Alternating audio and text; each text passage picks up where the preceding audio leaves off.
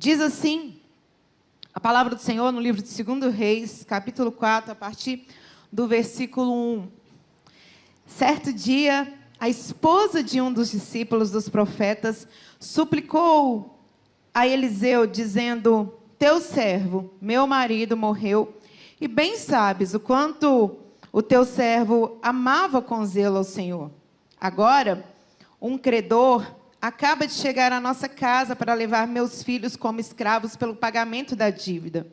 Eliseu lhe indagou: o que posso fazer por ti? Dize-me que tens em casa. Ao que ela prontamente respondeu: tua serva nada tem em casa, a não ser uma vasilha com azeite. Então ele ordenou: vai e pede emprestados a todos os seus vizinhos vasilhas vazias, tantas quantas puder. Depois entra em casa, fecha a porta atrás de ti e de teus filhos, e derrama do azeite puro que brotar em todos esses vasos, pondo-os de lado à medida que forem ficando cheios. Pai, a tua palavra que será ministrada aqui, e nós estamos com o coração sedentos para ouvir aquilo que o Senhor quer nos ensinar através do teu Espírito Santo. Então, que seja somente o Senhor, longe daqui, todo cansaço, toda preocupação, porque nós já entendemos que o Senhor tem falado desde o início, e o Senhor tem nos amparado com cordas de amor. Então, é em nome de Jesus que entregamos a ti o controle desse momento, em nome de Jesus. Amém? Esse texto aqui, ele, logo no início, ele nos retrata um problema familiar muito sério. Uma família com um pai, uma mãe, 2 filhos. Esse pai, que era um profeta, ele morre. Ele tinha problemas, e esses problemas eles foram herdados por essa família, essa mulher e seus 2 filhos.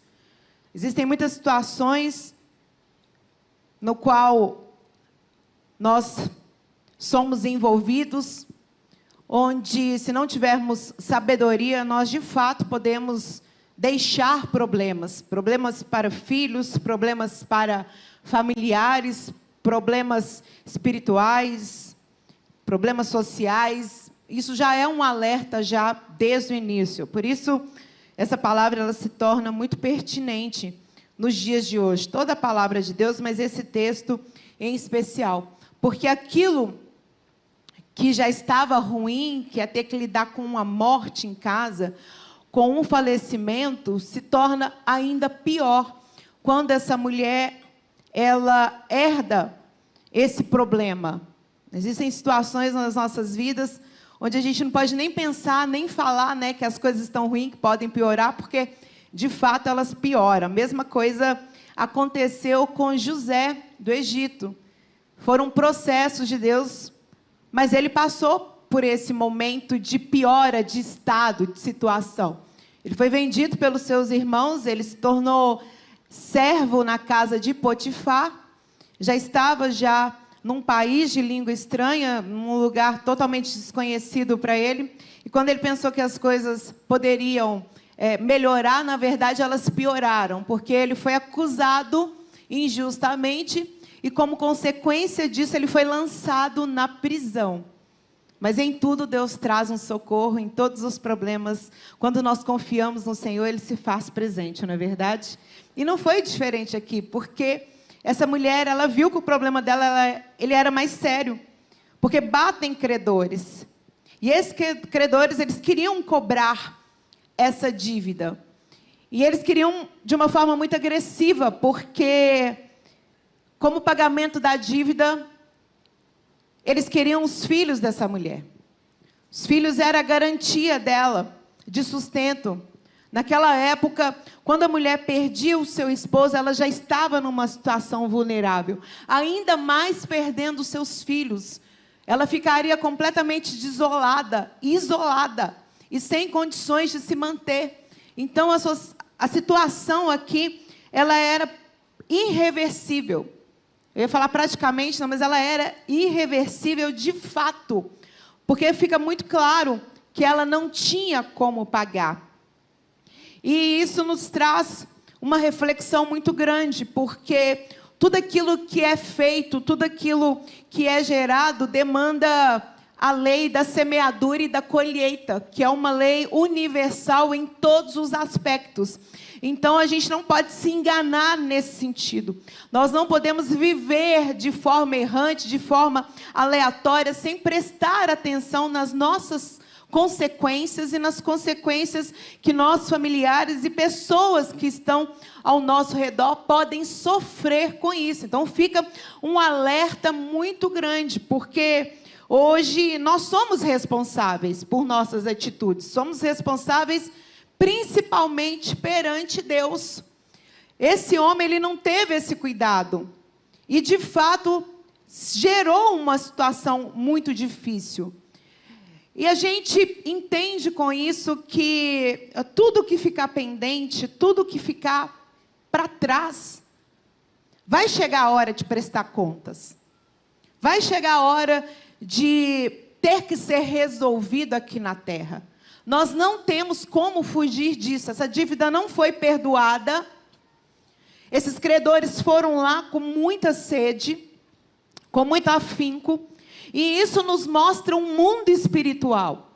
Aqui é contado através de uma história, mas deixa muito claro para nós, em todo o Velho Testamento, em todas as lutas do povo de Israel, quando eles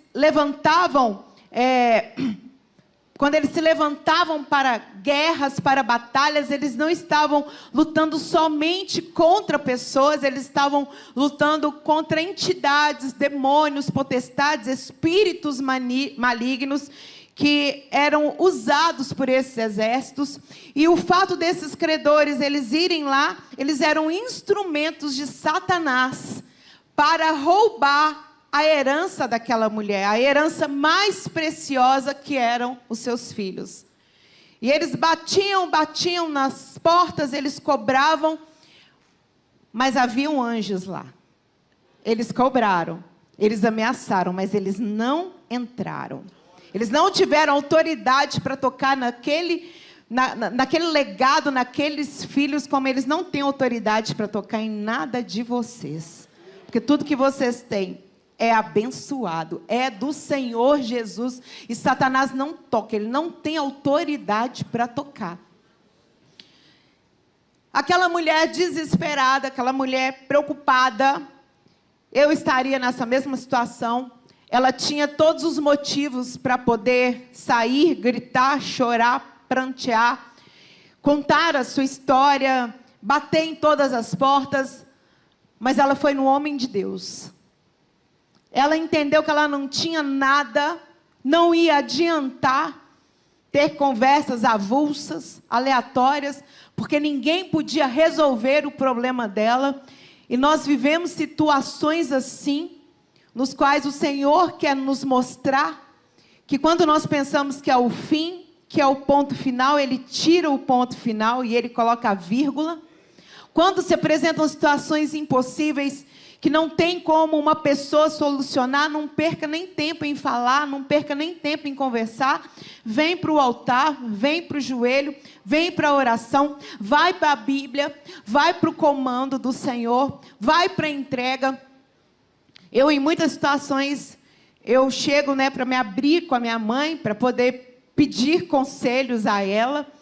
E muitas vezes eu fiquei extremamente frustrada, porque ela não tinha resposta para o meu problema. E ela falava comigo assim: Dani, vamos orar. Eu falei: mãe, eu estou te pedindo um conselho. Ela falava: eu não tenho resposta, nós vamos orar. Eu falei: mãe, eu preciso que a senhora me diga algo. Ela falou assim: estou te dizendo, nós vamos orar. E de fato nós orávamos e o Senhor trazia a resposta. Talvez não era a resposta que eu queria, mas sempre foi a resposta que eu precisava. E com isso eu aprendi, eu entendi, e a gente vendo esse texto, a gente vê essa postura, a gente vê esse exemplo, porque ela foi no homem de Deus. Ela entendeu que aos olhos dela, aos olhos humanos, ela não tinha nada. Talvez você está aqui com um problema, uma aflição, uma ansiedade, um medo, um pânico, mas o Senhor te trouxe aqui. E o que você acha que é nada, Ele vai multiplicar, porque você está se dispondo a ser um vaso de glória, e Ele vai multiplicar, e de você vai jorrar rios de água viva, unção, azeite sem medida, porque o Espírito Santo de Deus, Ele é fiel, o Senhor, Ele é real, e esse nada aí no seu coração, você já pode transformá-lo em bênção, em alegria, em recomeço, você já pode transformá-lo aí em crescimento, em aprendizado, em perdão. Quantas pessoas precisam perdoar, não é verdade? E olha que momento maravilhoso que o Senhor nos dá. Dia das Mães. Não é só Dia das Mães, é dia da família. Dia do pai, dia do filho, dia da gente celebrar.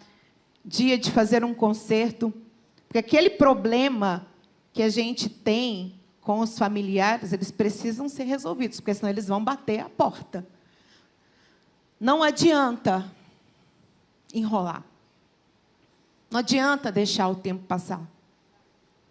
O perdão, ele tem um poder de acalmar tudo, de curar. E o mais forte é aquele que pede perdão. Dói, não é? Às vezes você não fez nada. Você não criou esse problema. Mas você chegar e falar assim: me perdoa por ter gerado esse sentimento em você. Eu estou aqui para a gente consertar.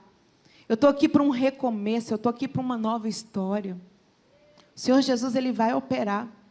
Não tenha medo de fazer aquilo que é bom, aquilo que é louvável, aquilo que é digno, aquilo que é de bom tom, que vai tocar o coração de pessoas. Porque existem questões que não vão ser tratadas fora de casa. Vão ser tratadas dentro. Porque quando ela procura o profeta ele foi bem claro. Ele foi bem pontual. Ele não simplesmente falou, faz algo que talvez algumas coisas vão acontecer. Ele foi muito claro. Ele disse para ela, o que você tem em casa? Ela falou, eu não tenho nada. Só um pouquinho de azeite. Talvez seja esse pouquinho de fé, esse pouquinho de esperança que você está tendo aí. Parece que não é nada. Mas é exatamente aquilo que o Senhor quer usar para multiplicar, para trazer cura, para trazer renovo, resgate. E Ele deu um comando para ela, um comando bem pontual. Ele disse, então vai, pede várias vasilhas. Quantas você conseguir, ou seja, pede de acordo com a sua fé, ao invés de ir nos vizinhos para poder contar, para poder falar coisas que não vão ser resolvidas, pede as vasilhas. Essas vasilhas sim vão resolver, essas vasilhas sim vão fazer a diferença. E ela pega as vasilhas e Ele diz, entra, fecha a tua porta, você e seus filhos, e derrama do azeite puro que brotar em todos esses vasos, pondo-os de lado à medida que forem ficando cheios. Ele falou, o milagre vai acontecer. Ele não falou, pega vasilhas e espera para ver, não. Ele falou, pega as vasilhas, pega o azeite puro e começa a derramar, porque Ele vai multiplicar. Existem coisas ocultas? Não, está tudo aqui, ó. Nós já sabemos o início e principalmente o fim da jornada, que é o dia que o Senhor Jesus Ele vai voltar. Porque Ele já prometeu e os sinais estão se cumprindo. Ele vai voltar para julgar a nação, para julgar as nossas atitudes, para que haja um conserto, para que haja restauração. Ele já nos justificou na cruz. E Ele volta para poder nos justificar diante dos homens, diante de toda a terra, porque a natureza aguarda ansiosamente a manifestação dos filhos de Deus. E vai ser um momento onde toda a terra, toda a natureza será restaurada. Então nós já temos a promessa, nós já temos todos os direcionamentos que nós precisamos, todas as respostas. estamos sofrendo porque não estamos entendendo o que Ele está fazendo durante a jornada, porque Ele disse que seria comigo e com você. Ele disse que em tudo Ele estaria ao nosso lado. Em tudo nós seremos mais do que vencedores, por mais que os nossos olhos não vejam, não contemplem, porque no particular Ele está tratando aquilo que precisa ser tratado. Ele está tratando as nossas deficiências, os nossos pecados, as nossas transgressões. O Espírito Santo de Deus vai jorrando, e assim nós somos convencidos do pecado, nós somos convencidos das nossas fragilidades, das nossas imperfeições. O salmista Davi ora da seguinte forma: Senhor, peço perdão pelos meus pecados, até pelos pecados que eu desconheço, para que eu possa me apresentar a Ti em santidade. Então, quando nós não temos noção, consciência que estamos errando, talvez isso já se transformou até numa iniquidade, que é aquele pecado que a gente domestica ele já nem passa mais a ser pecado aos nossos olhos, e aí se transforma em iniquidade. Então é por isso que nesse momento, é um momento que nós entramos em casa, é um momento que nós fazemos um concerto, uma reflexão, pedimos perdão ao Senhor, temos humildade para reconhecer as nossas falhas, e temos fé, porque Ele é fiel para nos perdoar, para nos limpar, para nos purificar. O azeite aqui representa o Espírito Santo do Senhor. O Espírito Santo, ele é a manifestação de Deus Pai e Deus Filho. É a terceira pessoa da Trindade. Quando nós falamos pessoa, é porque é uma linguagem no qual a nossa mente alcança, acessa. É o próprio Deus. Eu costumo dizer que é o amor dele se manifestando, é a presença dele, são os sentimentos, é uma junção daquilo que pulsa no coração do Pai e do Filho, se manifestando em nosso meio, se manifestando dentro de nós, porque nós somos casa de Deus, morada do Altíssimo. E o Espírito Santo de Deus, ele está intercedendo a nosso favor. O Espírito Santo de Deus, ele está se manifestando em nosso meio, ele está nos inspirando, ele está nos fazendo reconhecer as nossas falhas. E é por isso que nós pedimos: Senhor, nós queremos ser cheios do Teu Espírito, cheios da Tua manifestação, cheios do Teu poder, da Tua força. Então, quando é falado do Espírito Santo de Deus, nós estamos pedindo para que tudo aquilo que o Pai e o Filho, eles sentem, tudo aquilo que eles desejam para nós, as atitudes que são corretas para com as nossas vidas, se manifestem através do Espírito Santo.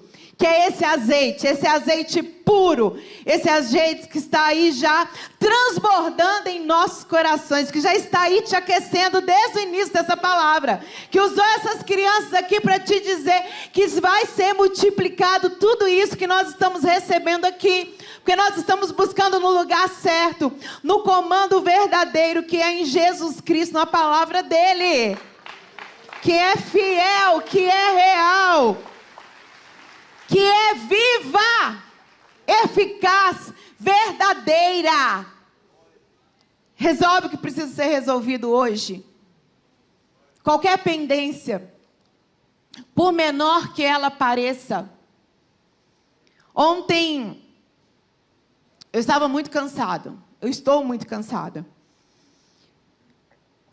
Eu não tenho mais o hábito, não sei se você sabe da minha história, me conhece pelas redes sociais, mas eu não tenho mais o hábito de contar, de mostrar meu dia a dia, mostrar a família, igual eu fazia. Minha mãe me disse: você tem muita energia. E tem 15 anos que ela me ensina sobre várias questões, inclusive política. Minha mãe é uma mulher muito estudada, muito erudita.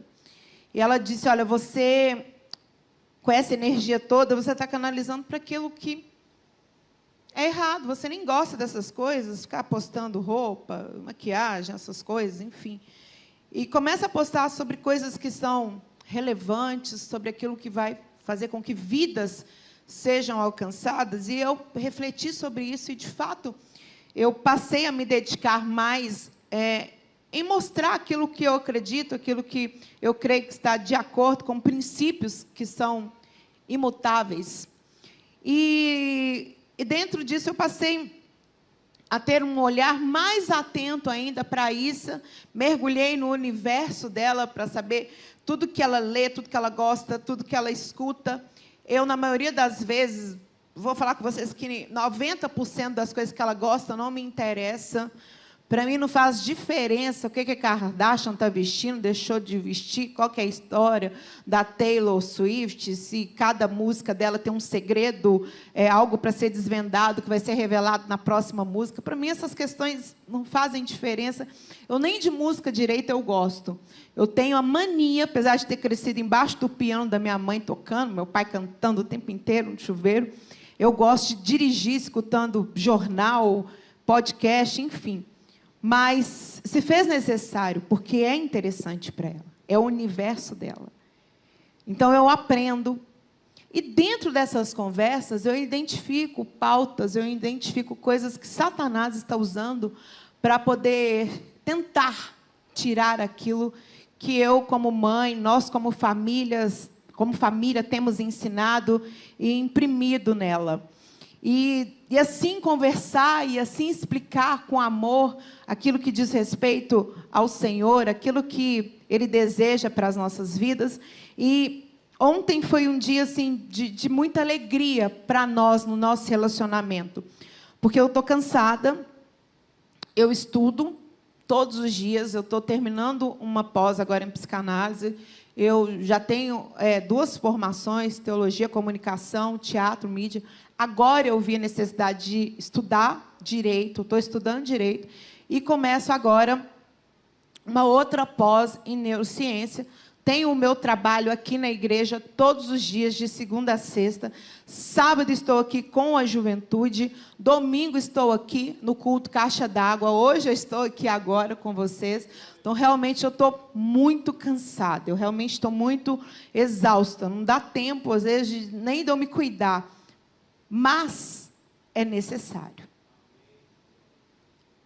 Eu falei na segunda-feira, no culto que nós temos aqui para os colaboradores, que às vezes a segunda-feira para muitas pessoas não é fácil. Eu não tenho segunda-feira.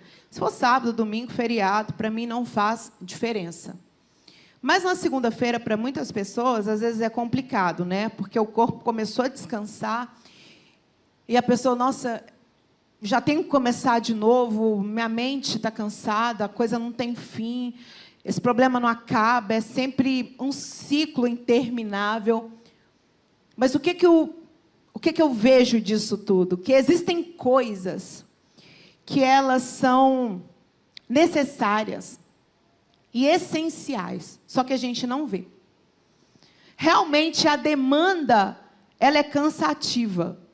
A rotina, muitas vezes, apesar de eu considerar a rotina uma coisa boa, ela pode ser muito exaustiva. E a gente não vai conseguir tirar, de fato, momentos bons em tudo. Não existe isso. A gente não vai ter compensação imediata em todas as situações. Muitas vezes nós não vamos ser reconhecidos, muitas vezes o nosso trabalho ele não vai ser citado. Entra dia, sai dia, entra ano, sai ano, a gente vai ter que continuar pagando boleto, limpando as coisas, limpando a nossa casa, indo estudar, voltar, porque a gente tem que viver.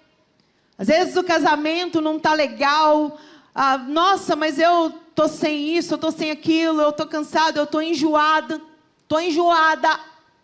Mas não são as pequenas coisas, as pequenas pedras que a gente vai olhar, que a gente vai deixar com que seja um motivo de tropeço. A gente vai fazer o que precisa ser feito, porque é no todo, é no final que a gente vai ver como que tudo vale a pena. É você saber que às vezes não está tudo do jeito que você queria, mas você tem a sua cama para dormir. Você sabe que no fundo está tudo em ordem, sim. Porque o Senhor está cuidando, o Senhor está te sustentando, o Senhor está cuidando dos seus filhos. E eu olho hoje para a Issa com 17 anos, porque não foi fácil levar ela várias noites para o hospital sozinha.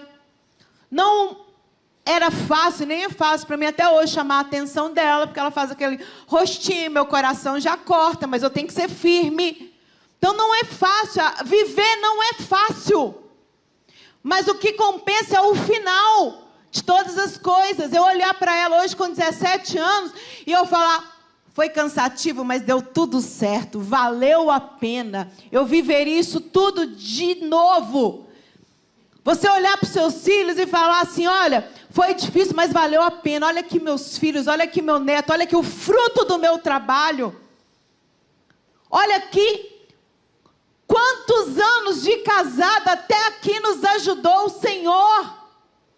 Porque viver de pequenos prazeres faz com que nós sejamos egoístas. Faz com que o nosso cérebro se acostume com coisas irreais, porque a vida é dura.